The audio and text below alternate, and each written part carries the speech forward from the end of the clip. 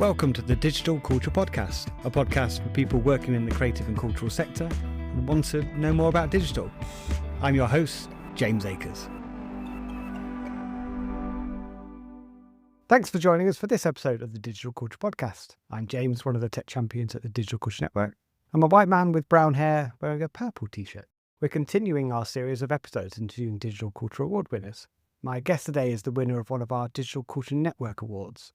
Not one that you could submit entries for. Instead, our team of tech champions highlighted people they work with or organisations that were doing really amazing things. And one of them was the Migration Museum. They were put forward because they were driving growth in their online shop using social media advertising campaigns. So my guest today is Katy Clinch from the Migration Museum. Hi, I'm Katy Clinch. I'm the retail manager at the Migration Museum. I'm a white woman in my mid-40s wearing black rimmed glasses and a black top with curly hair.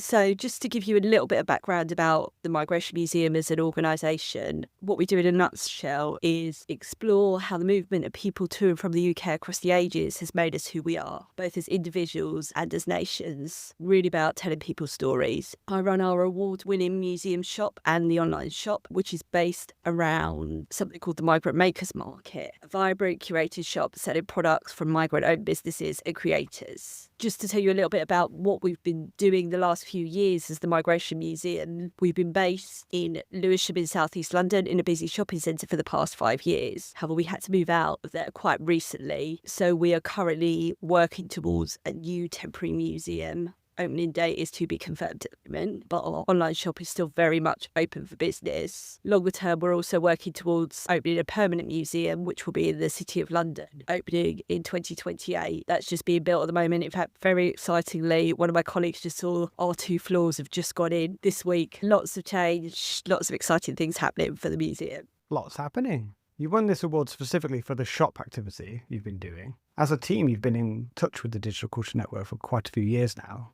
How did that start? Yeah, completely. So for me, I found out about the Digital Culture Network at the Cultural Enterprises Conference. Catherine was doing a talk there and I went along to that. And that was really amazing to find out about everything you do. And then I started to book in one-to-one sessions, learning lots of skills from the different members of the team. And once I got going on that, then my colleagues in our communications and marketing and social media teams also have been doing a lot of work with the Digital Culture Network. So it's been amazing for us, yeah. It's been fantastic to see your journey through that whole process over the years. You're continuing to do amazing things, but what made you specifically focus at this stage to improve the digital marketing of your shop? And what were you trying to achieve with that? We're a relatively small organisation, so I think one of our key focuses now and over the next few years is to spread the word about what we do, to be discoverable online, as well as growing our online sales. That was a key area specifically for the shop to grow. Because we are small, digital marketing is a key channel with how we can reach people. Alongside that, our shop really fits into our overall organisational strategy as to finding as many ways as possible to engage people with telling stories and conversations about migration, which are really at the heart of everything we do. One side is always with a shop, drive revenue, but it's also really to engage people in stories about migration and a platform for conversations and just to widen the range of audiences we reach. I think just another thing is we've been based in Lewisham over the past 5 years, which kind of limits us in a way geographically. Our physical shop was great there, but a lot of our visitors were locally based. So online and digitally is really a way for us to extend our reach. Did you do some analysis of the current online shop and where it wasn't reaching certain audiences that made you think, oh, actually, we're going to put some effort into promoting it differently? I would say really it started out as coming from the point of we knew that people really liked our shop, both online and in person. And so we knew that there was a way to grow online. And we had some success before I started. So I started in the role 2.5 years ago. The online shop was relatively new. That only launched in 2021. So we didn't really have much historical data at that point. But what we had done online had worked, but it was only breaking even. And I think we felt there was a way to make it work, but we just weren't sure how. And that was really where spending time with the DCN, getting that support on the ways to make it work really started to make a difference for us. And what did you do? What were the steps you took? So our biggest things have been Meta ads. Although there are other elements to it, so growing our newsletter audience, improving our online shop, the navigation, the functionality of it, and organic social. But I think the Meta ads have really been the driver for us. And in fact, we're on a journey, so there's lots of other things we could be doing digitally that we're not doing yet. That's mainly down to capacity, but definitely something we'll be looking at longer term. We started out with basically lots of trial and error on it. And the thing that's worked really well for us is not going in and putting too much money behind it initially, trying different things, and then going back and reviewing what's worked and what hasn't, and putting our spend in the right places. And that's really paid off for us.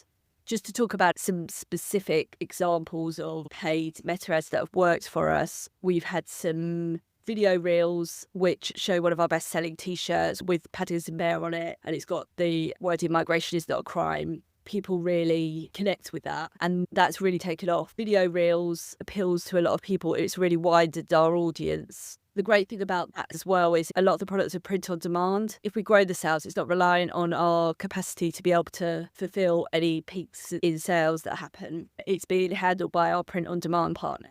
In our episode with Catherine Brown, our e-commerce and merchandising tech champion, she mentioned print on demand and how that can be helpful for organisations to use. Could you elaborate on how you're using it and what the setup is for you? Yeah, we work with the supplier T-Mail, who print mainly clothing, but also many other items. We have a Shopify integration with them. Once you've got it set up, it's so easy. You've got it integrated into your shop, and then any designs you want, put them up on the shop, and then people order them, and then it just automatically sends it all to T-Mail's factory, and then it just gets sent directly to them. If you haven't got the capacity for fulfilling orders yourself, it's a great way to grow sales online. The margins are lower, naturally, but then you haven't got to spend all the time. It's income that wouldn't have been there otherwise. So that's the great thing about it. And we've worked with them for quite a long time, and they're really supportive as well. They work with a lot of big charities. And in fact, for us, I think longer term, we're thinking about what else could we do in this area. That sounds like it's working really well for you.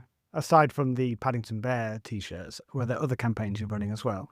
Gift sets at Christmas, picking the best time to do that and reviewing those and tweaking them. And what really helps about that is they're high value products. So they're gift sets of different items that are already in our product range. By selling them as a set, it really drives up that average transaction value. And we targeted in particular our most loyal customers with those to get them to come back and repurchase year after year. And that's really worked well. Whereas some of the other ads are a bit more about targeting kind of people that don't know about us, the wider audience. And then another ad that's been really good for us is running bestsellers on a low spend per day, so £5 per day, at quiet times of year, just keeping those ticking along. And that just really boosts our sales. And you mentioned earlier on that your advertising before was more or less breaking even, so it was not really worth it. What's the difference now with these techniques that you're using? Basically, since we started doing this about 2 years ago, we've seen our overall online sales grow by 110%. So we're really pleased with that. And that's through growing our traffic to our online shop. So traffic's up 99%. We've also found that our average transaction value has grown by 23% online. So 2 years ago, our spend on ads was 30% of our revenue, and that's decreased to 7% of the revenue.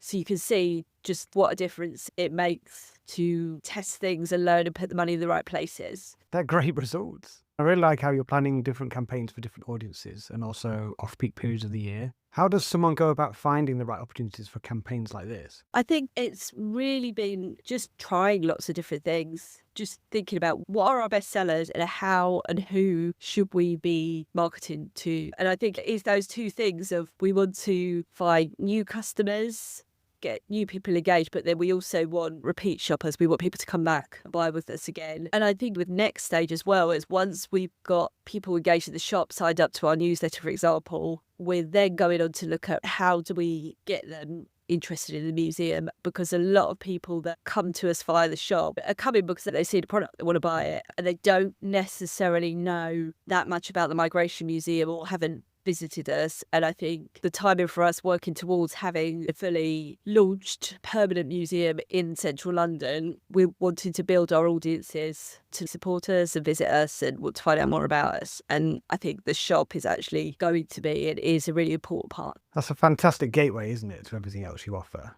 And where is that data going? Is it going into a central system that you have, into your shop system? What does that journey look like? So we use Shopify for our online shop, but then we also link that to MailChimp. So we've got audience data in both places. I think we're still on a journey with this at the moment. So we are discussing and looking at how we make best use of those audiences, be it through MailChimp or on our social platforms. And alongside that, at the moment, we're actually on a project working towards a new website for the museum. So the Migration Museum main website, that is something that we're looking to launch within the next year. We're really looking at the journey people go on from awareness to consideration to engagement to connection and how we take them through that, whichever way they come to us. There's a lot to do on that project, but we're definitely keen to think about how we make all our digital platforms work together as best they can.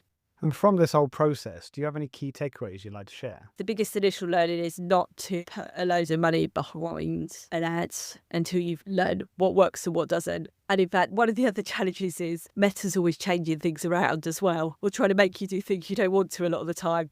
Katy at the DCN has been such a support with navigating those things because it can be a challenge. And yeah, Meta support is a great either. I think learning and keeping on top of what the newest thing is, what's happening, particularly if you've got a time-sensitive campaign, figuring out ahead of time how long you need for each stage of the learnings. So that, for example, in the run-up to Christmas, you've nailed what the best things to put your money against are in time for the peak selling period. Really good advice. So the next question is, what has been the impact of the Migration Museum? And has it changed how you'll approach digital and I suppose offline stuff in the future?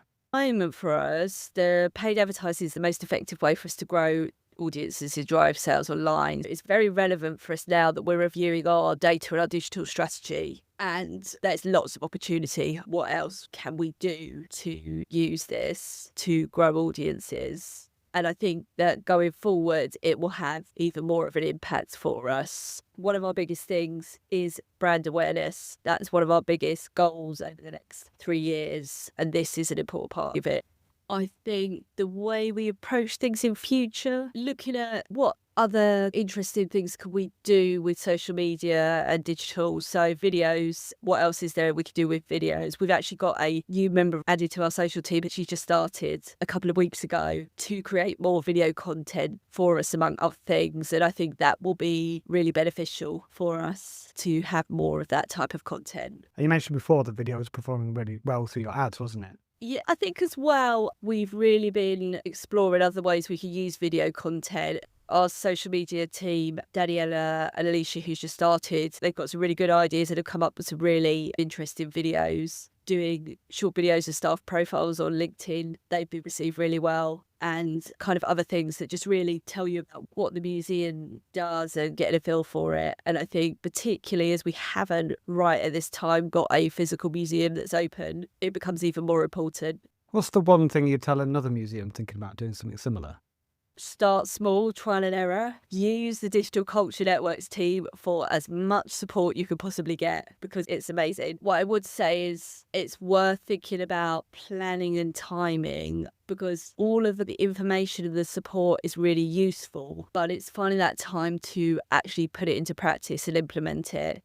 So sometimes it can be useful to think what is going to be most useful for me right now and go down that route, rather than trying to do everything, because I know that many of us in this industry have got quite small teams, so there's only so much you can do. I think what's really interesting is you've got a really clear awareness of the customer funnel and the journey that you're taking people on. And I think that's a real key learning for the people listening to this episode is that you do need to do things at different stages. You can't just have a buy this item ad. That just doesn't work. You need to take people on the journey. And I suppose the question for you is it a worldwide audience you're trying to reach? Is it in England, United Kingdom? We're focused on the UK because we're not set up to ship overseas at the moment, quite possibly further down the line. So that's what we're really focusing on. We have tried different things with our ads to pick certain groups of customers, but we tend to keep it fairly broad and using lookalike audiences a lot of the time. Works quite well. That's the main thing we use for widening our reach. So a lookalike audience of people that have visited our shop or have engaged in social media with us. And from a technical point of view, you do have a Meta pixel installed on your website and shop to pass data back to Meta about audiences visiting those platforms. Yes, which is another one of those things that had some good help from the DCN. I think when you first start doing all these things, and I know for me, getting all these terms like pixel very much felt like that at the start. I still feel like that sometimes. But I think it's that working relationship of having your technical expert knowledge in all these areas, and then our team, we really know what our museum's about, what our shop's about, and our product's about. Working together, it just works. It's been fantastic for us to see that journey that you've been on and the skills development. But you are the ones making this happen, and it's brilliant to see the fantastic results you're getting as part of this wider journey you're going on. Yeah, I think it's been better than we thought it would. We've been really pleased with it. So yeah, exceeded expectations. And yeah, we're just hoping it keeps going that way.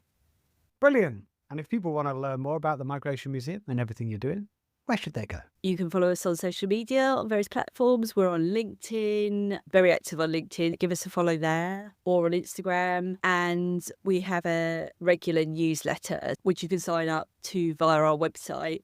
And we will keep everyone updated on what's happening. Although we've not got a physical museum open at the moment, there's still lots of great things happening. Visiting other events, organising our own events. Our learning team are constantly out in schools and meeting people, places like that. We've got community work going on. There's still a lot happening. Fantastic. It's been brilliant speaking to you today, Katie, and learning about all the successful things you've been doing. Congrats on the award, and thanks for joining us. Thanks so much, James. It's been good.